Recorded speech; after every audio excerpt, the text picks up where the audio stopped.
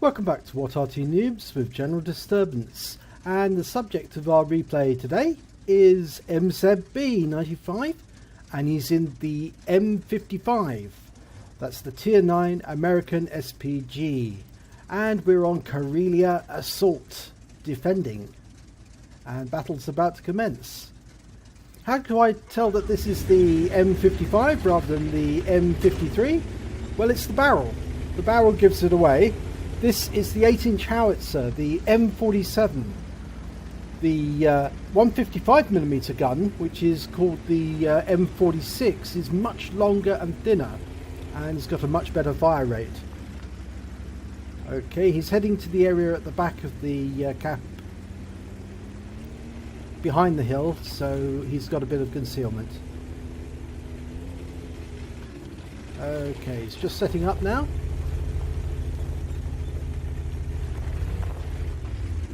He's going to use that rock between him and the enemy. And I've enlarged his minimap because he had it a bit low. Artillery people tend to have large minimaps because we want to see what's going on. In fact, it was once recommended to me by a well-known streamer that you should enlarge your minimap. It's the best tip he could give any player. Have a big minimap. At least you can see what's going on. Okay, there's a charioteer that he's aiming at right now, and it's on the corner just at A9, which is it's a corner that most assaults tend to frequent. And from that position he could just see over, but the splash of the 8-inch howitzer is such that he would do a lot of damage to that charioteer.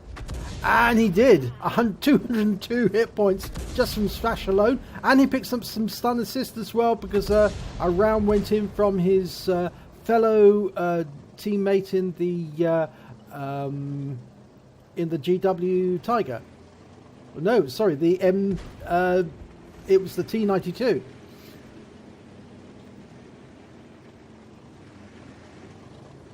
Okay, he's waiting for the reload, almost ready. Looks like he's going to try another shot at that charioteer. Rounds out. And another 202 hit points. So he's certainly doing some damage. And I can see here that the tank that fell on its side. And his teammates trying to get him back upright again. This is very, very awkward. You don't often see this. And the charioteer's been taken out. But so has the teammate that went on his side. That was the... Wizzy 111, I think. Okay, that AMX-30 is prime target. He's almost loaded. He's indicating his target with his T key. The arrows appear above the target, and you can see that from any tank. He fires 160 splash and a good stun. Yes, if you use your T key on any tank on any target, you get a couple of crosshairs appear above that target, and people know to target that because they want fire resistance. But if artillery use their T key over a target, it actually puts down arrows, and in chat it says, I am attacking this tank. So it helps if people target that tank and track it, because that guarantees that the artillery will hit it, or at least do severe damage to the target. Okay, his rounds out, and it splashes the AMX-30 for 305 hit points, 2 critical hits. I think he's tracked it. It's tracked in place. Yep, it's immobile. And got a big tick from one of his teammates down below. I think they're quite happy with that. But there's that Sheridan a little further off. Now, I think MRB could definitely get a splash hit on that Sheridan. Would actually put him out of the game. Let's see if he's going to do that. He's loaded. He's ready to shoot. He fires. Rounds out. Oh, just overshoots. 59 hit points, but it was close. It was close. The enemy appears to be making good grounds in the south as well. That Sheridan's pulling away because he's lost most of his health. But the enemy seems to be doing very well in the south. And I think that MLB is going to have to change his focus of attention. He uses his right-hand mouse button and selects an area in the south where the FV21B was 215 was seen. Okay, he's looking at that area, hoping for a spot from one of his teammates. Now, the first one that's likely to see something is either the T-28 prototype or the Lorraine 40T. They're in the positions to actually see the enemy forces. They're coming from the south. He's also adjusting his field of vision, his field of view. If you do that, you can actually make sure that when you actually fire at a target, you don't get too much reticule expansion. You want to ensure that your reticule doesn't suddenly bloom just at the wrong moment. Okay, he's aiming at this STRV S1. Fires. Oh, I'm sure, yes. No, it actually overshot the STRV. Went right over the top of it, exploded behind. So it didn't do any damage at all to the STRV. But he's lining it up for another shot. It has been severely hit already. Now a splash hit might take it out. HE is one of the best ways of taking out these Japanese tank destroyers. Oh, Swedish tank destroyers, what am I saying? And it's already gone. It's been taken out. Okay, so you're going to switch back to the south? Yes, he is. And one of the enemies has been seen. Okay, a T-54E1. Unfortunately, it's just behind that rock cropping, but he can fire at it. Rounds out. Direct hit! 475 hit points. No doubt about that. Right into the side of it, so he won't be too happy right now. And the T-54 on MRB's side has actually advanced over the north and is now coming down the east side of the map. Now, I think he might be on a fishing expedition to go after the enemy artillery, and that also will provide an escape route for MRB should the enemy keep approaching the cap. Arty tends to relocate. Unfortunately, MRB is not relocating at all during this battle, but he ought to, but he's not. He's keeping his position all the time. But he should relocate if it appears at any time that the enemy is going to break through on any of the thrusts. If they break through on one of the flanks, he has to escape on the open flank to make sure that he can continue to provide fire. Normally this would be by going down the A line as quickly as possible, or the 1 line, depending on which route is being attacked.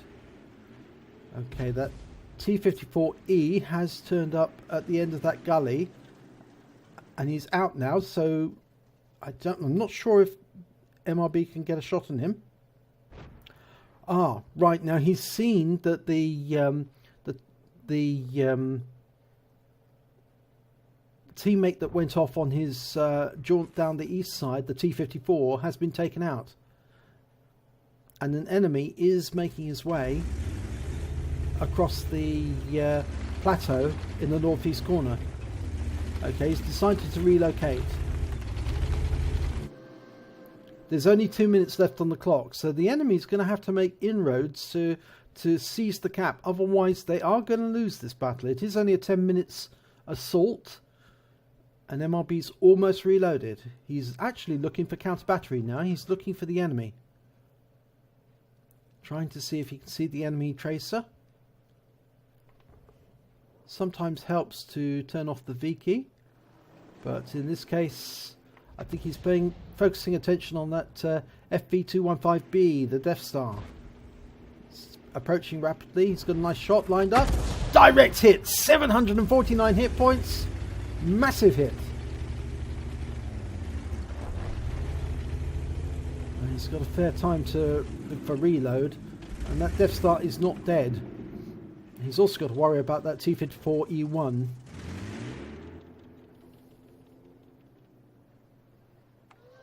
And his spotters, the AMX AC-48, is pulling back. Right, the IS-3 on the enemy team has made it into the cap circle. And he's lost the T-92. Yeah, I think MRB has decided that he's got one last shot at the cap to try and reset it. No, he can't. There's an angle. The angle's wrong. He can't get a shot in. He's got a red line. Can't loop it over the top.